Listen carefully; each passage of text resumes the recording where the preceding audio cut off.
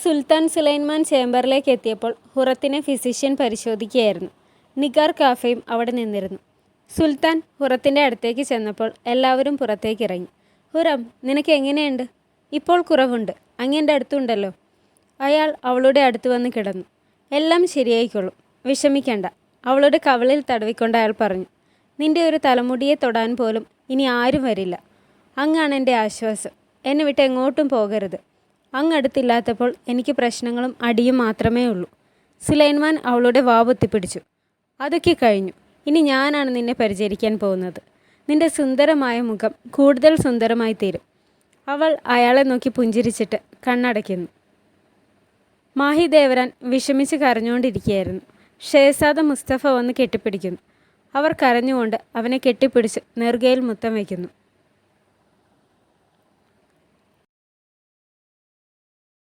സുലൈമാൻ ഹുറത്തിനെ നോക്കി വിഷമിച്ചിരിക്കുന്നു. Chief physician വന്നിട്ടുണ്ടെന്ന് ഇബ്രാഹിം വന്ന് പറയുന്നു. അവൾ ഉറങ്ങുകയാണ്, ഇപ്പോൾ ഉണർത്തണ്ട. അവരോട് ഇപ്പോൾ പൊക്കോളാൻ പറ. പിന്നെ ആവശ്യമുണ്ടെങ്കിൽ വിളിക്കാം. ഇബ്രാഹിം കുമ്പിട്ടിട്ട് പോകാൻ തുടങ്ങുമ്പോൾ സുലൈമാൻ പുറകിൽ നിന്ന് വിളിക്കുന്നു. പാർഗളി ഇബ്രാഹിം, അവരെ പറഞ്ഞു വിട്ടിട്ട് ബാൽക്കണിയിലേക്ക് വാ. സുലൈമാൻ ബാൽക്കണിയിൽ നിൽക്കുമ്പോൾ ഇബ്രാഹിം അങ്ങോട്ട് വരുന്നു. സുലൈമാൻ പറയുന്നു, ഹുറം ഒരുപാട് പേടിച്ചിട്ടുണ്ട്. അവളെ നന്നായി ഉപദ്രവിച്ചിട്ടുണ്ട്. ഞാൻ അവളെ ഹഗ് ചെയ്യുമ്പോൾ അവൾ വിറയ്ക്കുകയായിരുന്നു. മാഹിദേവരാൻ ഇതെങ്ങനെ ചെയ്യാൻ സാധിച്ചു ഇബ്രാഹിം? അമിതമായ സ്നേഹം ചിലപ്പോൾ ആളുകളെ അവരുടെ സമനില തെറ്റിക്കും ക്യാരം. അതവരെ കൊണ്ട് പല തെറ്റുകളും ചെയ്യിക്കും. അതോർത്ത് പശ്ചാത്തപിച്ചിട്ട് പിന്നീട് കാര്യമുണ്ടാവില്ല. ഈ തെറ്റിന് പ്രായശ്ചിത്തമില്ല ഇബ്രാഹിം. ഞാൻ അവളെ കാണുമ്പോൾ ഹുറത്തിൻ്റെ ചോരയൊലിക്കുന്ന മുഖവും തകർന്ന മനസ്സുമാണ് ഓർമ്മ വരുന്നത്. അവളെ ഇനി ഇവിടെ നിർത്താൻ ഞാൻ തയ്യാറല്ല. അവർ ഇവിടുന്ന് പോവുകയാണോ ക്യാരം? നീ സ്നേഹത്തെക്കുറിച്ചാണ് പറയുന്നത്. എനിക്ക് മനസ്സിലാവുന്നില്ല എങ്ങനെയാണ് സ്നേഹം ഒരാളുടെ സമനില തെറ്റിക്കുന്നതെന്ന്. ആ രീതിയിലുള്ള സ്നേഹം എനിക്ക് വേണ്ട.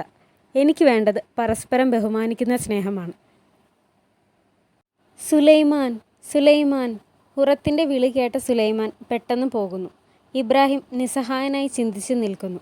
സുലൈമാൻ ചെല്ലുമ്പോൾ ഹുറം കണ്ണു തുറന്നു. സുലൈമാൻ, ഞാൻ ഇവിടെ തന്നെ ഉണ്ട് ഹുറം. അയാൾ അവളുടെ മുഖത്ത് തടവിക്കൊണ്ട് പറയുന്നു. അവൾ വീണ്ടും കണ്ണടച്ചു.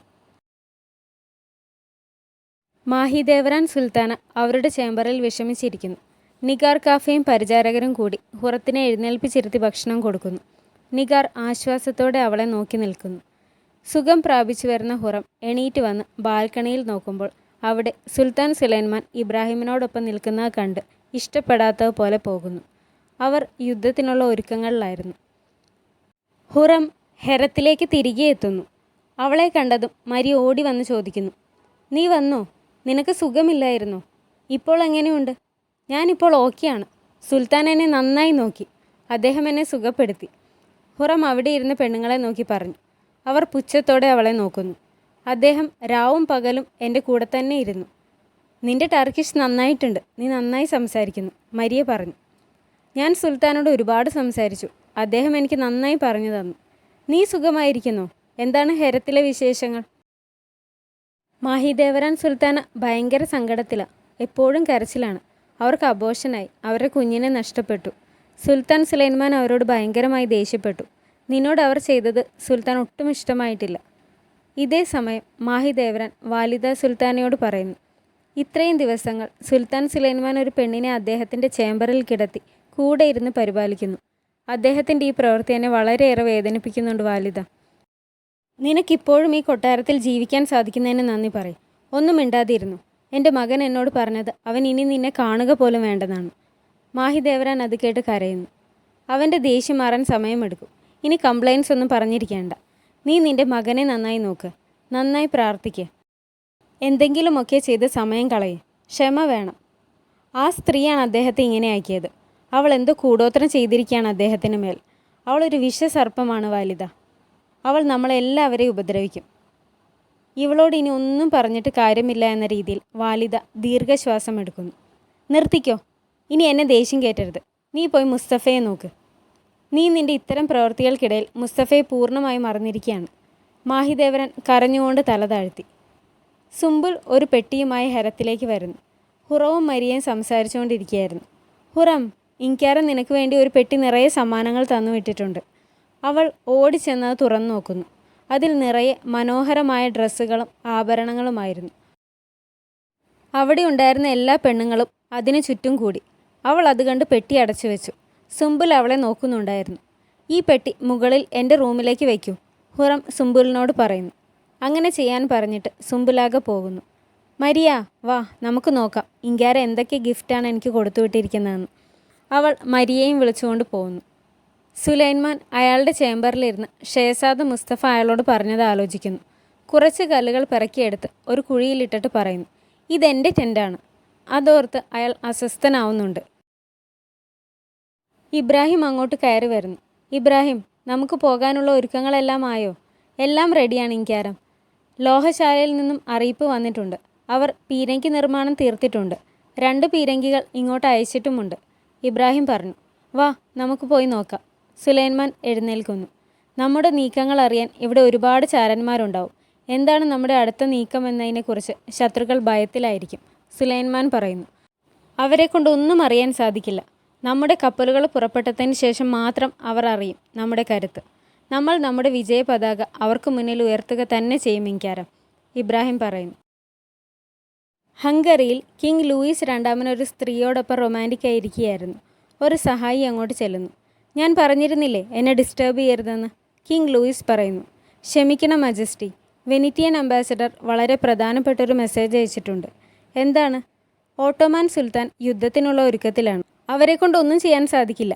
ഇനി അവർ അതിന് മുതിർന്നാൽ ഞാൻ സുലൈമാനെ വെറുതെ വിടില്ല. അവനെ അവൻ്റെ കുതിരയോടൊപ്പം ഇവിടെ കുഴിച്ചിടും. നീ പൊക്കോ, അയാൾ ചിരിച്ചുകൊണ്ട് പറയുന്നു. വീണ്ടും ആ സ്ത്രീയോടൊപ്പം റൊമാൻറ്റിക്കായിരിക്കുന്നു. ഹുറവും മരിയയും കൂടി അവൾക്ക് കിട്ടിയ സമ്മാനങ്ങൾ പരിശോധിക്കുന്നു. നീ എങ്ങനെയാണ് മുസ്ലിം ആയത്? മരിയ ചോദിക്കുന്നു. ഹുറം സുൽത്താൻ സുലൈമാൻ പറഞ്ഞു കൊടുത്ത കാര്യങ്ങൾ പറയുന്നു. അള്ളാഹു എന്ന ഒറ്റ ദൈവമേ ഉള്ളൂ. പ്രവാചകൻ മുഹമ്മദ് അദ്ദേഹം അയച്ച മെസ്സഞ്ചറാണ്. മരിയ അതൊക്കെ കേട്ട് അത്ഭുതത്തോടെ ഇരിക്കുന്നു. ഹുറം അവൾക്ക് കിട്ടിയൊരു ഡ്രസ്സ് മരിയയ്ക്ക് കൊടുക്കുന്നു. അയ്യോ, എനിക്ക് വേണ്ട, ഇതൊക്കെ നിൻ്റേതാണ്. മരിയ, ഇത് വാങ്ങ്, നീയാണ് എൻ്റെ ഒരേ ഒരു കൂട്ടുകാരി. അവൾ അത് വാങ്ങുന്നു. താങ്ക് യു, നീയാണ് എൻ്റെയും ഒരേ ഒരു. എത്രയും പെട്ടെന്ന് ഈ പാലസ് എൻ്റേതാവും. ഇവിടുത്തെ എല്ലാ പെണ്ണുങ്ങളും എൻ്റെ മുന്നിൽ മുട്ടുകുത്തും. അവരൊക്കെ എൻ്റെ അടിമകളാവും. അപ്പോൾ നീയാവും എൻ്റെ ദായ ഹാത്തൂൻ. 2 പേരും ചിരിക്കുന്നു. ഇവരുടെ സംസാരം ദായ ഹാത്തൂൻ പുറത്തുനിന്ന് കേൾക്കുന്നുണ്ടായിരുന്നു. പീരങ്കി കാണാനെത്തിയ സുലൈമാൻ അതേപ്പറ്റി മാത്രാച്ചിയോട് അഭിപ്രായം ചോദിക്കുന്നു. ഇങ്കാരം, നമ്മൾ വളരെ മികച്ചൊരു പീരങ്കിയാണ് നിർമ്മിച്ചിരിക്കുന്നത്. സന്തോഷമായ സുലൈമാൻ മാത്രാച്ചിക്ക് ഒരു കിഴി സ്വർണ്ണ നാണയം കൊടുക്കുന്നു. ഹുറവും നിഗാർ കാഫയും സുൽത്താൻ സുലൈമാനെ കാണാനെത്തുന്നു. അവിടെ ഉണ്ടായിരുന്ന ഇബ്രാഹിം ചോദിക്കുന്നു. എന്താ? ഞാൻ സുൽത്താൻ സുലൈമാനെ കാണാനെത്തിയതാണ്. അദ്ദേഹം എന്നെ വിളിച്ചിരുന്നു. ഇപ്പോൾ പൊക്കോ, ഞങ്ങൾ കുറച്ച് തിരക്കിലാണ്. അത് കേട്ട ഹുറത്തിന് വിഷമമായി. ഇവരുടെ സംസാരം അകത്തുനിന്ന് കേട്ട സുലൈമാൻ ചോദിക്കുന്നു. ഹുറമാണോ വന്നിരിക്കുന്ന ഇബ്രാഹിം? ഹുറത്തിന് സന്തോഷമായി. അവൾ ഇബ്രാഹിമിനോട് ചോദിക്കുന്നു. നോക്ക്, എൻ്റെ സുൽത്താനെ എൻ്റെ മനസ്സറിയാം. നിഗാർ കാഫയ്ക്കും സന്തോഷമായി. ഇബ്രാഹിം ഹുറത്തിനെ രൂക്ഷമായി നോക്കുന്നു. സുലൈമാൻ അങ്ങോട്ട് എണീറ്റ് വരുന്നു. ചിരിച്ചുകൊണ്ട് ഹുറത്തിനെ കൈ പിടിച്ചകത്തേക്ക് കൊണ്ടുപോകുന്നു. നിഗാർ കാഫ ഗൂഢമായി ചിരിച്ചുകൊണ്ട് ഇബ്രാഹിമിനെ നോക്കി കുമ്പിട്ടിട്ട് തിരികെ പോകുന്നു. ഇബ്രാഹിം സുലൈമാൻ്റെ ചേംബറിൻ്റെ ഡോറിൽ നോക്കി തലയാട്ടിയിട്ട് തിരികെ പോകുന്നു. ഹദീജ സുൽത്താന വാലിദ സുൽത്താനയുടെ ചേംബറിലിരുന്ന് ഒരു തൂവാല തുന്നുകയായിരുന്നു.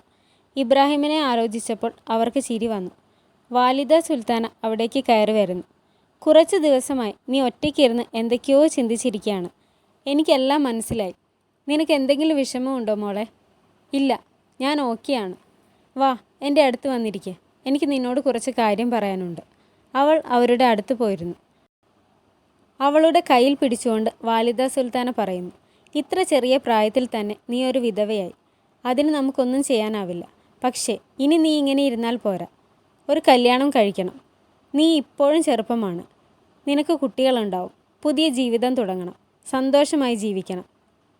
മുസ്തഫയ്ക്ക് ഞാൻ വാക്കു കൊടുത്തിരുന്നു. ഇന്ന് രാത്രി അവന് കഥ വായിച്ചു കൊടുക്കാമെന്ന്. ഞാൻ പോകട്ടെ, അവൻ എന്നെ കാത്തിരിക്കുകയാവും, ഹദീജ സുൽത്താന പറയുന്നു. ശരി, പൊക്കോ, അവനെ വിഷമിപ്പിക്കണ്ട. പിന്നെ ഞാൻ പറഞ്ഞ കാര്യത്തെപ്പറ്റി ചിന്തിക്കണം. ഹദീജ സുൽത്താന ധൃതിയിൽ അവിടുന്ന് പോകുന്നു. ദായ ഹാത്തൂൻ അവിടേക്ക് കയറി വരുന്നു. ദായേ, ഇന്ന് നിന്നെ കണ്ടേയില്ലല്ലോ. നിനക്ക് ഒരുപാട് ജോലി ഉണ്ടായിരുന്നോ? അതിൻ്റെ ക്ഷീണത്തിലായിരുന്നോ? ക്ഷീണമൊക്കെ ഒന്ന് ഉറങ്ങിയാൽ തീരും എൻ്റെ സുൽത്താന. ഞാൻ മറ്റൊരു കാര്യം പറയാൻ വന്നതാ. ഹുറം പരിക്കൊക്കെ മാറി തിരിച്ചെത്തി. അവൾ വളരെ സന്തോഷത്തിലാണ്. അവളുടെ സ്വഭാവം തന്നെ മാറിപ്പോയി. അവൾ പറയുകയാണ് ഈ പാലസ് അവളുടേതാവും, ഇവിടെയുള്ള എല്ലാവരെയും അവളുടെ അടിമകളാക്കുമെന്ന്. അപ്പോൾ ഒരടിമയെ നന്നായി ട്രീറ്റ് ചെയ്താൽ ഒടുക്കം സംഭവിക്കുന്നത് ഇതാവുമല്ലേ. സുലൈമാൻ യുദ്ധത്തിന് പോയി കഴിയുമ്പോൾ ഞാൻ അവൾക്ക് കാണിച്ചു കൊടുക്കാം ഇതാരുടെ പാലസാണെന്ന്. ഇൻക്യാരൻ തിരികെ എത്തുമ്പോൾ അവൾ ഇവിടെ ഉണ്ടാവില്ല, വാലിദ സുൽത്താന പറയുന്നു. സുലൈമാൻ ഹുറത്തിന് യുദ്ധത്തെപ്പറ്റി പറഞ്ഞു കൊടുക്കുകയായിരുന്നു. മാപ്പ് കാണിച്ചു കൊടുത്തിട്ട് പറയുന്നു, ഇതാണ് ദാനൂബ് നദി. ഞങ്ങൾ ഇവിടുന്ന് കപ്പലിൽ പുറപ്പെടും. പീരങ്കികളും ആയുധങ്ങളും എല്ലാമായാണ് പോകുന്നത്. ഇതാ ഇവിടെയാവും യുദ്ധം നടക്കുന്നത്. ഇത് കേട്ടപ്പോൾ ഹുറത്തിന് സങ്കടമായി. അവൾ ചോദിക്കുന്നു, അങ്ങേക്ക് മരിക്കാൻ ഭയമില്ലേ? യുദ്ധം, ഒരുപാട് ആളുകൾ മരിക്കും, ഒരുപാട് കുടുംബങ്ങൾ നശിക്കും. ഇങ്ങനെ ചിന്തിക്കുന്നവർക്ക് ഒരിക്കലും വിജയിക്കാനാവില്ല ഹുറം. നീ ഇതൊന്നും ആലോചിച്ച് വിഷമിക്കേണ്ട. അവളുടെ പുറത്ത് തട്ടിക്കൊണ്ട് സുലൈമാൻ പറയുന്നു, എല്ലാ സംസ്കാരങ്ങളും നിലനിന്നത് യുദ്ധത്തിലൂടെ തന്നെയാണ്. എനിക്ക് എൻ്റെ പിതാവ് സുൽത്താൻ സലിം ഖാൻ്റെ പാത പിന്തുടർന്നേ മതിയാവും. അതെൻ്റെ കർത്തവ്യമാണ്. എനിക്ക് ഈ ലോകത്ത് അങ്ങ് മാത്രമേ ഉള്ളൂ.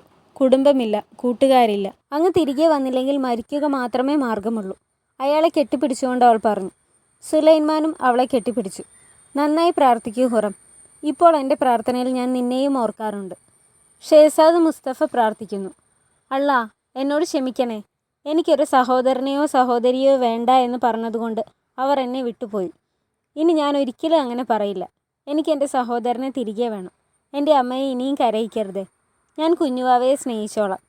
ഇത് കേട്ട മാഹിദേവരൻ സുൽത്താന കരയുന്നു. മുസ്തഫ, നിനക്ക് ഉറക്കം വരുന്നില്ലേ? ഞാൻ കിടക്കാൻ പോവുകയാ. അമ്മയെ എൻ്റെ കൂടെ വന്ന് കിടക്ക്. വാ, എൻ്റെ അടുത്ത് വാ. മാഹിദേവരൻ മുസ്തഫയെ വിളിക്കുന്നു. അവനെ കെട്ടിപ്പിടിച്ച് മടിയിലിരുത്തി ഉറക്കുന്നു. ഇബ്രാഹിം സുലൈമാൻ്റെ ചേംബറിലേക്ക് വരുന്നു. അവിടെ ഹുറമുണ്ടെന്ന് അറിയുമ്പോൾ അസ്വസ്ഥതയോടെ തിരിച്ചു പോകുന്നു. സുലൈമാനും ഹുറവും ബെഡിൽ കിടക്കുകയായിരുന്നു.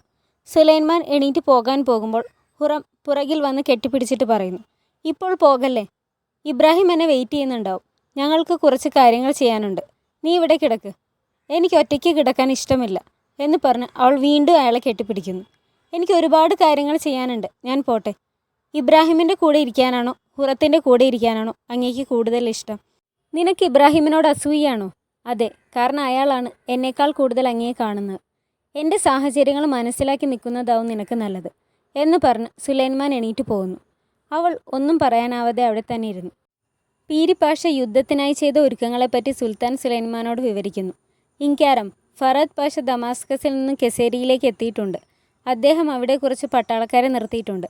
ഇറാനിലെ ഷാ ഇസ്മയിലിൽ നിന്നുള്ള ഭീഷണി തടയാനാണ് അങ്ങനെ ചെയ്തിരിക്കുന്നത്. ഈജിപ്ത്, ദമാസ്കസ്, ദിയാബിക്കർ എന്നിവിടങ്ങളിലെ ഗവർണർമാർ സെക്യൂരിറ്റി കൂടുതൽ ശക്തിപ്പെടുത്തിയിട്ടുണ്ട്. ജഡ്ജിമാരുടെയും ഭൂപ്രഭുക്കന്മാരുടെയും സുരക്ഷയും വർദ്ധിപ്പിച്ചിട്ടുണ്ട്. റോഡുകളും പാലങ്ങളും എല്ലാം അറ്റകുറ്റപ്പണികൾ ചെയ്ത് ഗതാഗതം സുഗമമാക്കിയിട്ടുണ്ട്. സ്റ്റോർ ഹൗസുകളിലെല്ലാം അത്യാവശ്യം വേണ്ട സാധനങ്ങൾ കളക്ട് ചെയ്ത് വെച്ചിട്ടുണ്ട്. 30,000 ഒട്ടകങ്ങളെ അനറ്റോലിയയിലേക്ക് അയച്ചിട്ടുണ്ട്. അതുങ്ങൾക്കുള്ള തീറ്റയും മരുന്നുമെല്ലാം ശേഖരിച്ചു വെച്ചിട്ടുണ്ട്. 15,000 പട്ടാളക്കാർ റുമേലിയയിൽ തയ്യാറായി നിൽക്കുന്നുണ്ട്. ഫറദ് പാഷയും ഈ പട്ടാളക്കാരും റുമേലിയയിൽ വെച്ച് നമ്മളോടൊപ്പം യുദ്ധത്തിനായി എത്തും. ഇതൊക്കെ ശ്രദ്ധയോടെ കേട്ടുനിന്ന് സുലൈമാൻ അഹമ്മദ് പാഷയോട് പറയുന്നു, താങ്കൾ എത്രയും പെട്ടെന്ന് എഡ്രിനിൽ പോയി അവിടുത്തെ ഒരുക്കങ്ങൾ തീർക്കണം. അഹമ്മദ് പാഷ സമ്മതത്തോടെ തലകുമ്പിട്ടു. കാസിം പാഷ, എൻ്റെ അഭാവത്തിൽ ഈ കൊട്ടാരവും ഇസ്താംബൂളും ഞാൻ അങ്ങേ ഏൽപ്പിച്ചിരിക്കുകയാണ്. സുലൈമാൻ എഴുന്നേറ്റുകൊണ്ട് പറഞ്ഞു. എനിക്ക് കിട്ടിയ വലിയൊരു ആദരവായി കാണുന്ന ഇൻക്യാരം, അയാൾ തലകുമ്പിട്ടുകൊണ്ട് പറഞ്ഞു. അങ്ങ് ഒന്നിനെക്കുറിച്ചും ഭയപ്പെടേണ്ട. അങ്ങയുടെ ലക്ഷ്യം വിജയത്തിലെത്തട്ടെ. വെനിറ്റിയൻ അംബാസഡർ മാർക്കറ്റിലെത്തിയ അയാളുടെ കച്ചവടക്കാരൻ കൂട്ടുകാരനെ കാണുന്നു. സിഗ്നോർ ബെയിലോ, സുഖമാണോ? കൂട്ടുകാരൻ ചോദിച്ചു. സുഖം, ഇവിടെയെല്ലാം സുഖമായി പോകുന്നുവെന്ന് കരുതുന്നു സിഗ്നോർ ജോഷുവ. എല്ലാം നന്നായി പോകുന്നു. അങ്ങറിഞ്ഞോ, ദാവൂദ് പാഷ ഒരു ആർമി ക്യാമ്പ് സ്ഥാപിച്ചു. അവിടെ പരിശീലനവും നടക്കുന്നുണ്ട്. ഇത് കേട്ട വെനിറ്റിയൻ അംബാസഡർ അപ്പുറയും ഇപ്പുറയും നോക്കിയിട്ട് ചോദിക്കുന്നു, അപ്പോൾ ആർമി ഏതു വഴിയാണ് പോകുന്നത്? ആർക്കറിയാം, അത്തരം കാര്യങ്ങളെല്ലാം വളരെ രഹസ്യമായി വെച്ചിരിക്കുകയാണ്. വെനിറ്റിയൻ അംബാസഡർ വെനിറ്റിയൻ ഭാഷയിൽ അയാളുടെ സഹായിയോട് പറയുന്നു. സുൽത്താൻ സുലൈമാൻ നമ്മളോട് കളിക്കാൻ തന്നെ തീരുമാനിച്ചു. എന്നിട്ട് അവിടുന്ന് പോകുന്നു. ഹുറം ബാൽക്കണിയിൽ നിൽക്കുമ്പോൾ ഇബ്രാഹിം അവിടേക്ക് വരുന്നു. ഒച്ച കേട്ട ഹുറം തിരിഞ്ഞ് അയാളെ നോക്കുന്നു. എന്താ, എന്തെങ്കിലും പ്രശ്നമുണ്ടോ? ഇബ്രാഹിം ചോദിച്ചു. അതെ, ഒരു പ്രശ്നമുണ്ട്. എന്ത് പ്രശ്നം?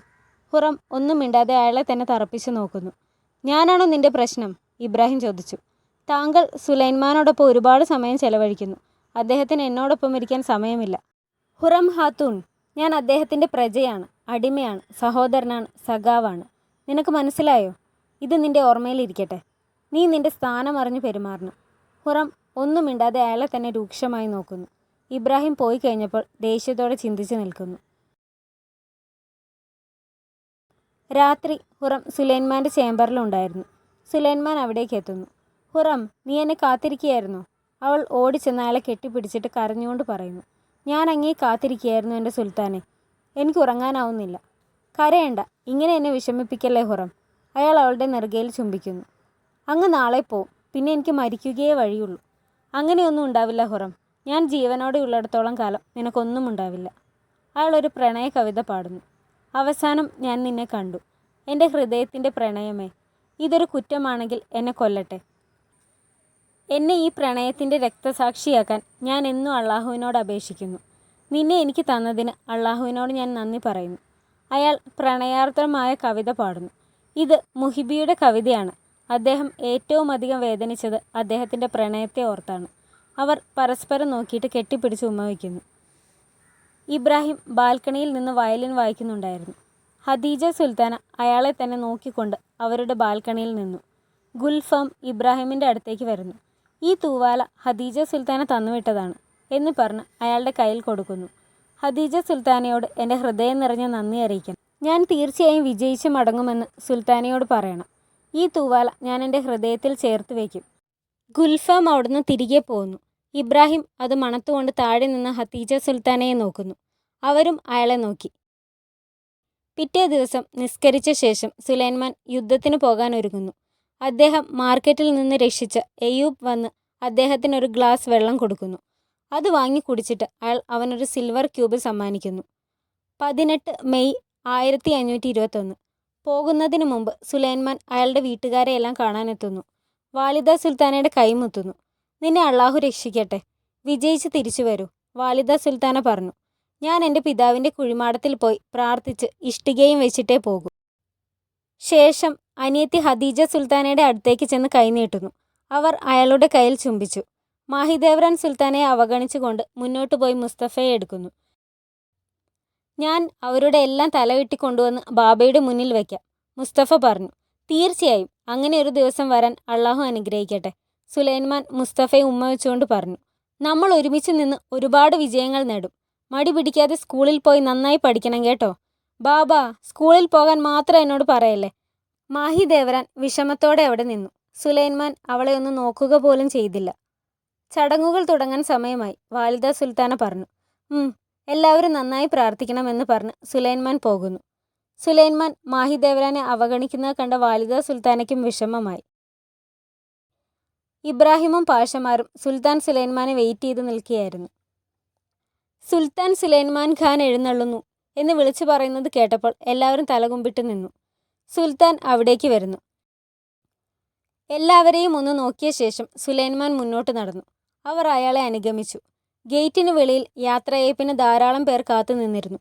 കുതിരപ്പുറത്ത് എഴുന്നള്ളി എത്തിയ സുലൈമാനെ കണ്ടതും അവർ വിളിച്ചു പറയുന്നു. ബാദിഷ സുൽത്താൻ സുലൈമാൻ ഖാൻ നീണാൽ വാഴട്ടെ, സർവശക്തനായ അള്ളാഹു അദ്ദേഹത്തിന് വഴി കാണിക്കട്ടെ. ആൾക്കൂട്ടത്തിലുണ്ടായിരുന്ന മാത്രാച്ചി ഇത് കണ്ട് നിർവൃതിയോടെ പുഞ്ചിരിക്കുന്നു. എന്നിട്ട് എല്ലാം അയാളുടെ ബുക്കിൽ കുറിച്ചിടുന്നു. പാഷമാരും ഇബ്രാഹിമും സുൽത്താൻ സുലൈമാനെ അനുഗമിച്ച് യുദ്ധത്തിനായി പുറപ്പെട്ടു. കുതിരപ്പടയും കാലാൾപ്പടയും പീരങ്കിയും യുദ്ധോപകരണങ്ങളുമായി അവർ യാത്ര തിരിച്ചു.